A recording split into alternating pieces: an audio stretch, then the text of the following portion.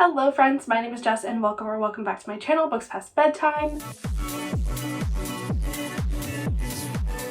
In today's video, we're going to be talking about Alice Oseman. So if you've clicked on this video, I'm sure you've probably heard of Alice Oseman, either through their books or their wildly popular Netflix adaptation of Heartstopper. Season 3 of the Netflix show just came out. At the time of filming this video, I haven't watched it yet, so please no spoilers. Feel free to tell me if you loved it or your favorite episode in the comments, but I haven't watched it yet. Nothing major down there, please. So if you only know Alice through Heartstopper, you might not know that she is the author of quite a few YA coming-of-age novels alongside of the Heartstopper graphic novel series. A lot of these books focus on queerness, on growing up, on coming of age, particularly in the digital world and fandom spaces and communities, and growing up with fan fiction and meeting your friends on the internet. All things that people like me and my peers know very well, find very relatable. Their books are very special, and I definitely think that if you've only read Heartstopper, you should not stop there. You should go through all of Alice's works, and that's what we're going to talk about in this video today. I'm going to go through everything they've ever written. I'm going to give you my reviews on all the books. I'm going to give you my personal ranking, and then I'm also going to share how I would recommend reading all of Alice's works. And hopefully this video will help you decide which of Alice's books you would like to check out for yourself and in what order to read them. So the very first thing we're going to do is hop into a list of all of Alice's books and go through what they're about and my personal thoughts on each of the books. So Alice's debut novel, this was actually written way before Heartstopper, is Solitaire. This was originally published in the UK on July 31st of 2014, and it is a YA contemporary following Tori Spring with a focus on mental health. Like I mentioned, this book does follow Tori Spring. This name might be familiar if you've watched the Heartstopper series. Tori is Charlie's older sister, and we meet her in the comics, in the TV show, but this was her original book. This is where she first appeared, and actually where Nick and Charlie first appeared. All of Alice's books, I feel like this is a good preface, are interconnected, set in the same universe. So Solitaire is the first of these, and we're following Tori. Tori is a year 12 student. She's 16, and she's kind of a chronic pessimist. And this book is basically a character study of Tori, following her throughout the course of a year of school as she kind of creates and destroys relationships while managing family issues, mental health issues, and the uprise of a local prankster group called Solitaire, whose actions are growing both concerning and dangerous. And in this book, she also meets this character named Michael Holden and kind of begrudgingly gets swept up in his quest to find out who Solitaire is and why they're doing what they're doing, and kind of develops a reluctant friendship with him. And this book follows their kind of investigation into this prankster group and stopping them from going any further, doing any more horrible things. So I really liked this. I originally read it, I think, in 2019. I discovered Heartstopper in 2018. That was the first thing I read, but I read this fairly shortly after that, and I really enjoyed it. I really liked the characters. I have always loved Tori. She's one of my favorite characters in Heartstopper, other than Nick and Charlie. I think she's so interesting, and I love her relationship with Charlie. And reading this, I could really tell that I liked Alice Oseman's writing outside of their graphic novels, but I could also tell that this was a debut book and that Alice wrote it as an 18-year-old. It didn't feel quite developed. It didn't feel quite there. There was something missing. Some of the writing was a bit repetitive, but I did really enjoy reading it, and it's super interesting too to read this after Heartstopper because you can kind of see this book has a very different tone from Heartstopper. It's definitely a lot darker, and to see Nick and Charlie in that tone is sort of interesting too after reading Heartstopper, which deals with difficult topics but is overall pretty light and fluffy in tone. When I read this, I did rate it 3 stars. I would like to mention that I do believe the republishing of this book, this is a new edition. As you can see, it's very pretty. I love it so much. It's beautiful. I do feel like this is a true new edition in that Alice has edited it, added and taken away some things and made some things clearer. At least that's what I was reading on the wiki. So I do think that maybe reading this book now would be a different experience. I probably should reread it sometime soon, and I might do that. But yeah, originally I gave it 3 stars, and I think it's good, but I think it's not the best of Alice's works. Now, Solitaire actually has 2 novellas that go along with it. The first of which is called This Winter, and it's actually a prequel to Solitaire, and it takes place before the events of Solitaire. It follows Tori as well as Charlie and their younger brother Oliver as they navigate this difficult Christmas and holiday time together with their family. They all have a very unique but interconnected experience with Christmas, and it basically just follows them throughout the day. This was actually the most recent book I read for this video. I'm really not sure if it was the first time I read it or not. When I was scripting the video, I went on Goodreads to look what I rated everything, and this book was not marked as read. It wasn't even on my to read shelf, but reading it, it did feel kind of familiar, so I'm not sure if I read it back in 2019 and just didn't record it on Goodreads, or if it really was my first time reading it and I just felt like it was familiar because I was so familiar with the characters. I don't know. I have read it though. I did read it the other day. It was good. It's always fun to spend time with these characters. I did enjoy it. It's really short and sweet. It's only about 50 pages. And it did seem to be kind of a pivotal moment for both Tori and Charlie. And I enjoyed seeing how their relationship grew and they learned to like rely on one another in the story. I did think that it was like a good prequel and it's like worth reading, but it's not anything revolutionary crazy. I gave this one 3 stars as well. I enjoyed it, but again, it's fairly simple, fairly short, not a lot of things to like latch onto to make it a higher rating. So that's why I settled on a 3-star, although like I don't really have anything negative to say about it.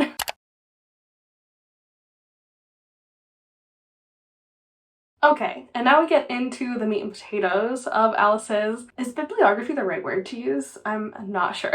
But anyway, a list of works, and that is a Heartstopper series. These are actually really heavy, so I'm just gonna hold this one up. This is volume 1. So this is the first work I read by Alice. I discovered it through BookTube probably in like 2018, 2019. Began reading it online. It was before it was even published physically, and I still have it bookmarked on Safari actually, because I would go every week and check for the updates and read through the updates, and I would follow along as Alice posted, and it was just so fun and special. I loved like reading it that way. It was so fun. Of course, I'm so happy for its success, and the TV show is amazing, but yeah, I don't know. I have a lot of happy memories surrounding Heartstopper, and I'm so glad that I have read it in like all of its forms and all of its iterations. So this is a graphic novel series. It's both written and drawn by Alice. It follows Charlie Spring, who is Tori's younger brother. Tori, the main character of Solitaire, her younger brother. And it starts the moment he meets Nick Nelson, and it describes their friendship and how they like eventually fall in love and get together. And it does begin 8 months before the start of Solitaire, even though Alice wrote it after Solitaire. And it's also set in the same universe as all the rest of her novels. Currently there are 5 published volumes, and I think maybe like 8 chapters, because I think this is like chapter 1 and 2. This is 3, 4, 5 and 6, 7 and 8 maybe. And allegedly there's just 1 more volume coming. Alice will be releasing that soon. I know they're working on it according to their social media, so I'm excited for that. And as I'm sure you probably know, there is a television adaptation of Heartstopper, and season 3 just released. Alice is a lead writer on the TV show, like a producer on set all the time. Like, they're very involved, so I do think that it's a very good and very true adaptation. There are changes, of course, because things need to be told differently on TV, or you know, it's just a different medium to work with, but I think that Alice has done an excellent job keeping the heart of the story and the graphic novels, hitting the main like beats, and also like adding new things that just enrich the story, you know? So I think that it's a very good, very true adaptation. Of course, like I said, I haven't watched season 3 yet, but season 3 has drawn inspiration from both volumes 4 and 5. So the TV show, according to Google, has covered every published volume so far. So I guess if we get another season, it will be the like ending the final volume. So hopefully that will happen. Like I mentioned, I first read this in 2019. I was instantly obsessed. I was checking for updates all the time. I have since read and reread all 5 volumes multiple times. I actually do have a reading vlog, a 24-hour reading vlog where I reread all of them in anticipation or reaction to the TV show first releasing on Netflix, I think. I don't know. I'll link it above, but it was a cute video and very fun to revisit all of these books. It's just such an important and meaningful and comforting story to me. I love it so much. I love how even tough issues like coming out, mental health, eating disorders, they're all dealt with in the story, but ultimately it has a really like light and fluffy and sweet and hopeful tone, and is like about queer joy. Like, this is a world that I want to live in where things work out, you know, like things go right for queer people. It's amazing. I love it. It's just so happy and lovely and wonderful, and I love it. 5 stars for all volumes. I'm definitely a completionist, so I do want to mention that there's also a spin-off book called the Heartstopper Yearbook. This is basically just a companion book to the graphic novel series. It's packed full of like exclusive content. It includes illustrations, a mini comic, a look back at Alice's Heartstopper artwork over the years, character profiles, trivia, and insights into Alice's creative process, all narrated by a cartoon version of Alice himself. This is a cute read. I don't know if I even like rated it, but it's fun. It's cute. I like it. Just wanted to mention that this is also a thing that you can buy and read if you would like. The second Solitaire novella is called Nick and Charlie. It is set during like the late events of the Heartstopper series. I think like in the middle of volume 4 or volume 5. I don't know. It is technically an epilogue novella to Solitaire though, and I think it did come before Heartstopper. So the summary of the story is that everyone knows Nick and Charlie are the perfect couple, they're inseparable, but in this story, Nick is leaving for university, and Charlie will be left behind at sixth form. Everyone's like asking if they're gonna stay together, but obviously they're Nick and Charlie, they're gonna stay together. But as the time to say goodbye like sneaks closer, they both kind of question whether their love is strong enough to survive this separation, because everyone knows that first love rarely lasts forever, although they are Nick and Charlie. I will say that I do think that I prefer the comics. I don't think that this is necessarily like required reading. I enjoyed it. It's always fun to spend time with Nick and Charlie. It does have quite a different tone though. It is more similar in tone to Solitaire, and I think that's why it's a Solitaire novella and not— I have this book. I don't know why I wasn't holding it up. The tone is just so different from Heartstopper. It's not light and fluffy. This is definitely more angst filled. It's been a while since I've read it though, so I don't know if now that I'm older I might appreciate it more. I don't know. I probably should reread it, but I did think it was cute. It's not like earth-shattering, not necessarily required reading. I would have rather had some more fluff, but I think I was just used to reading the Heartstopper books, you know? Just note that this is more similar in tone to Solitaire than it is to Heartstopper. I give it 3 stars. Alright, next we're gonna talk about Radio Silence. This is Alice's second full-length novel. It was originally published in the UK on February 25th of 2016. It is also set in the same universe as Solitaire and Heartstopper. The prologue picks up like during the last few chapters of Solitaire. However, the main story begins like a few months after the Nick and Charlie novella. We'll talk more about the timeline later in the video, but just know that it's set after Solitaire and most of Heartstopper. And a lot of the characters from Solitaire and Heartstopper do make cameos in Radio Silence. In Radio Silence, we're following our main character, Frances. Frances works very hard at school. She's head girl, and she has her sights set on studying English literature at Cambridge University. But there are 2 sides to Frances. This is just school Frances. The real Frances is a massive fangirl who spends most of her time creating fan art for this like fantasy podcast called Universe City. She's obsessed with it. She loves it. She dedicates a lot of her time outside of homework to this podcast. Then one day near the beginning of the book, Frances receives a message from the creator of Universe City, who is anonymous. She doesn't know who they are. They ask her to become the official artist for Universe City podcast. Frances obviously agrees. She's very excited to learn more about Universe City and its creator, and she soon learns the real identity of the anonymous creator, and she accidentally kind of releases that information to the online fandom. And so even though she and the creator have formed this really close friendship, they ghost her and cut off all contact, disappearing from her life. This is very devastating to Frances, as she had come very close to this person, and now she kind of must decide what's truly important in her life too, as she doesn't know how to confront some things that have happened in her past, how to deal with this loss of friendship, how to get it back, how to repair this relationship, right her wrongs, and also help a friend who might be in need. There's a lot of things that Frances is dealing with, along with deciding if what she had always planned for her life is right for her. So I read this originally in 2019 when I read most of Alice's backlist. I didn't express much in my Goodreads review to kind of like jog my memory, although reading the summary on the wiki did jog my memory quite a lot. I know I loved this book. My original review was I loved this so much my heart hurts, and I gave it 5 stars. So I do remember that I loved Alice's writing.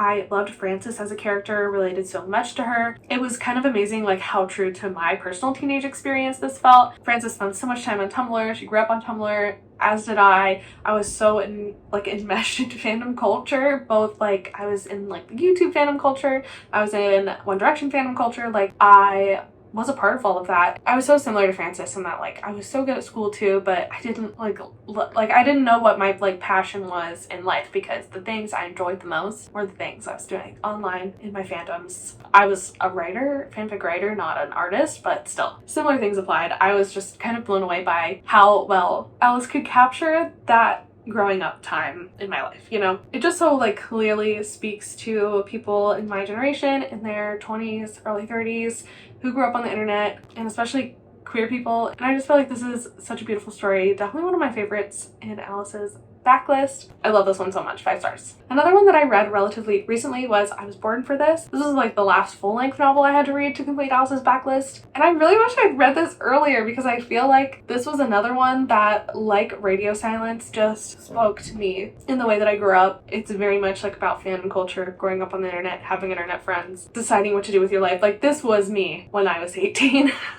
This is Alice's 3rd full-length novel. It's another YA contemporary. It was originally published on May 3rd of 2018. I think I really love this one too, because it's very clearly an ode to One Direction and the One Direction fandom. This is a boy band book, and it is about a girl who's obsessed with boy band.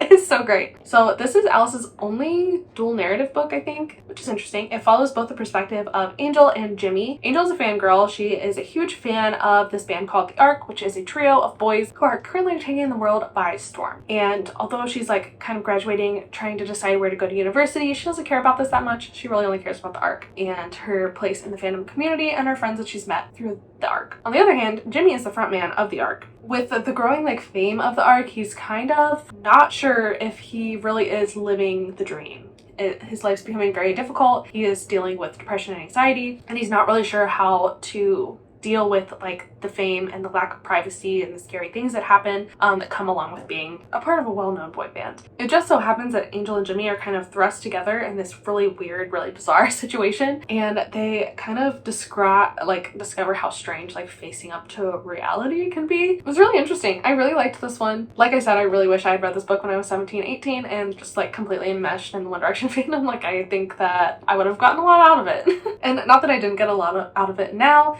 as it did bring up a lot of nostalgia of that time in my life and memories and like just happy feelings, good feelings, you know. It definitely was like a different book than I expected. I wasn't really sure what I was expecting going in. It definitely was different in a good way, like a really, really good way. I really enjoyed the messages of friendship and finding something to live for and be like create passion in your life that comes from internally instead of something like external validation, like finding, you know, your own path, your own things that make you happy and not relying on other people or other things to create that happiness. I thought that was like the ultimate message of this book, and I really enjoyed that, and I thought it was well done. It really was such a strong coming of age story, like for the digital age. I feel like a weird New York Times review saying that, but it's true. Honestly, most of all, this is kind of something I mentioned in Heartstopper. Like I love this world that Alice has created in which a trans character can be the lead frontman and like band favorite and an internationally acclaimed boy band. I want to live in that world. And I'm glad that Alice has created these books so I can live in that world. It's fantastic. This book is really so beautiful. I really enjoyed all of these characters. They are all sweet baby angels, and I just really enjoyed spending time with them and learning their story. And it was so interesting, like having my own opinions as a reader and like seeing the relationships between the characters and what they thought of one another, and how even though they like thought they loved each other, like this is kind of to a testament of like don't meet your idols.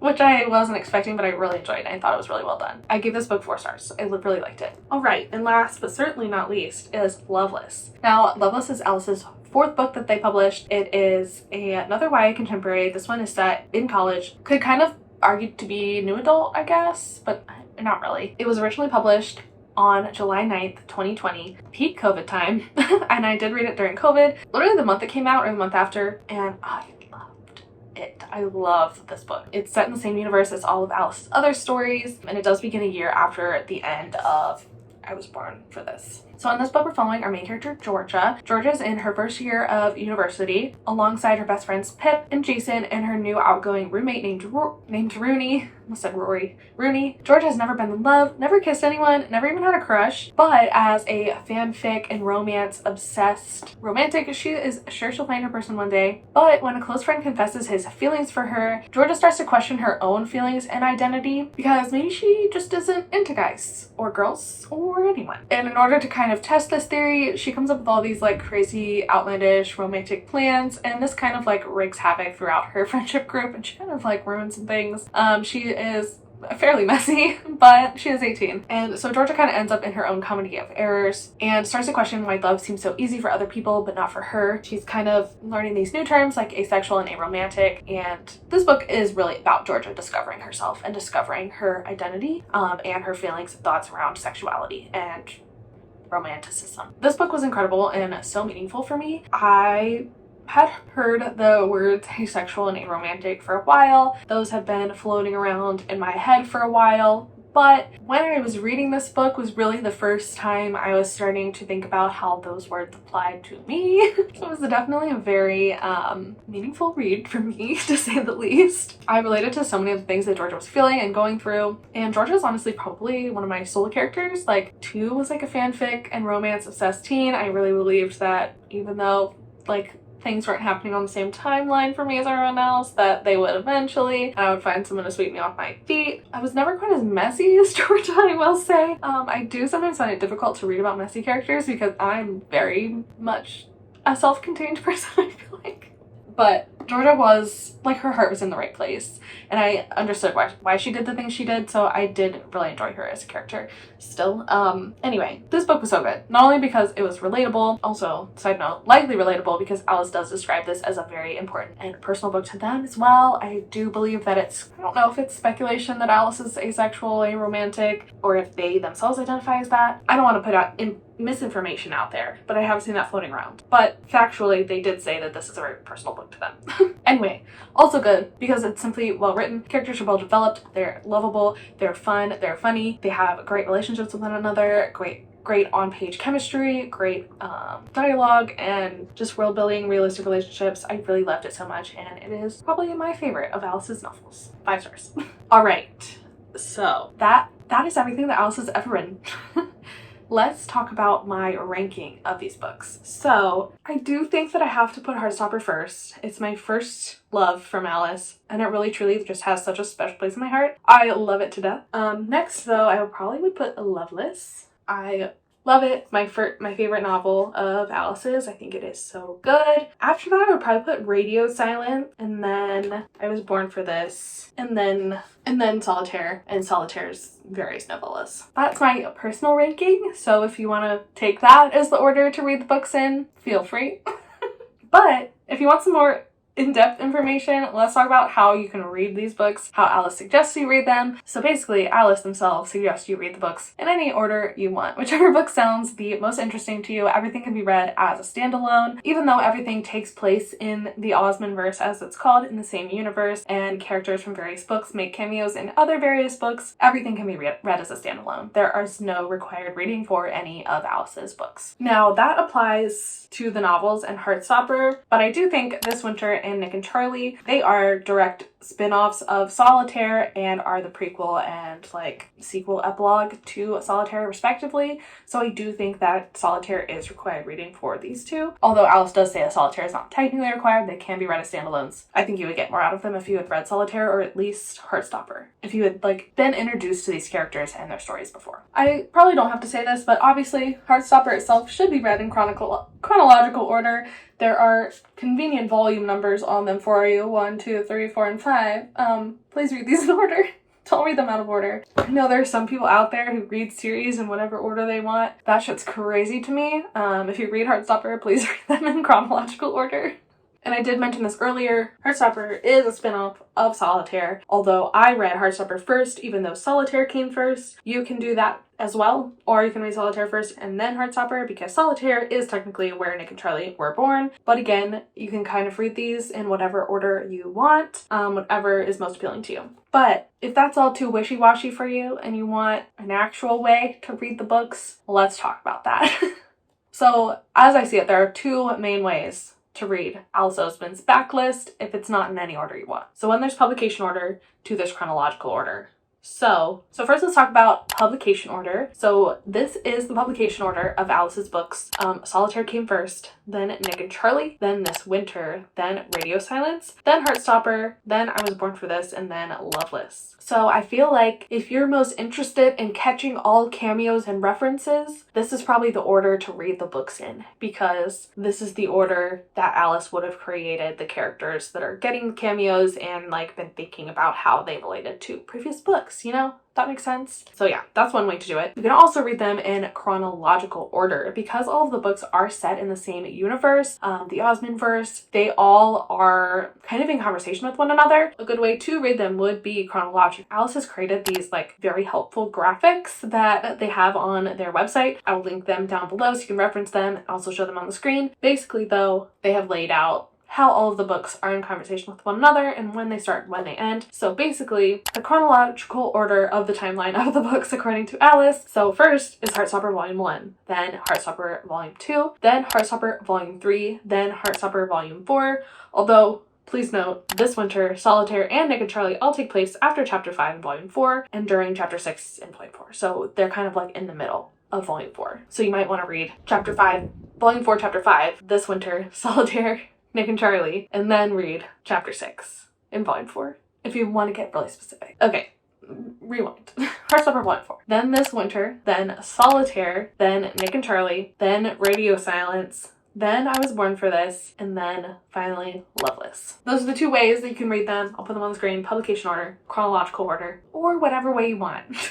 You can choose. It's up to you. But hopefully this was helpful. Alice is one of my favorite authors, and their books truly are classics in both like the YA genre and the queer literature genre. There's just so much good stuff in these books, and even if you don't read YA often, I would say personally at 27 I'm not really a YA reader any longer, but I do love these books because they feel so nostalgic to the time period I grew up in, and I also think that Alice's writing just really transcends age group. I think that anyone can read these books and get something out of them and enjoy them, especially if like the subject matter sounds interesting to you or if you feel like you can relate to one of the characters I described in any way. Last but not least, like you really can't go wrong with anything, picking up anything from Alice. I really loved everything for different reasons. If you made me choose something to recommend to you, I would say pick up Heartstopper. And if you've already picked up Heartstopper, I would go to Loveless next or Radio Silence. I do feel like Radio Silence might have a little bit of a wider appeal. Like I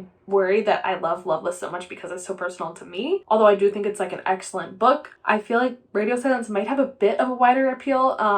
So I don't know, between those 2, whichever one sounds better to you, I would pick up because I love both of those books so much. I also will say if you have just read the TV show and you're like, oh, I don't need to read the comics because I've seen the TV show, I think it's still definitely worth it to read the comics. Like I mentioned in the portion where I was talking about Heartstopper and TV show, Alice is a lead writer on the show.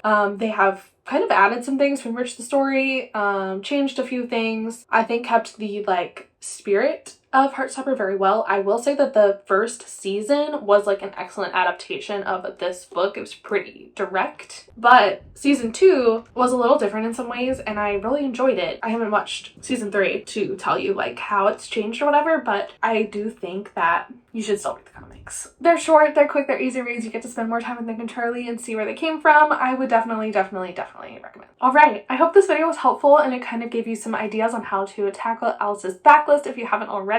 Let me know in the comments down below which of Alice's books that you have already read. Hopefully this video inspires you to pick up even more of their backlist, and if it has, let me know which one you're planning to read next. Yeah, that's all from me today. Thank you so much for being here and watching this video. I really appreciate you being here and hope you enjoyed. If you want to purchase any of the books that I talked about in the video today, I do have links in the description down below. These take you to Amazon. They're affiliate links. I earn a tiny commission if you purchase through me, although it is obviously not required. It's no extra cost to you. Help support the channel, all those good things. Also, if this is your first time at my channel, or if you're returning and haven't already, I would really appreciate if you subscribed. I post all kinds of videos specifically about queer books, so if that's something you're interested in, please stick around. I would love to have you. If you liked this video, like it, leave me a comment down below. You can also follow me on social media. Those links in the description, and that's all. I will see you in the next one. Bye.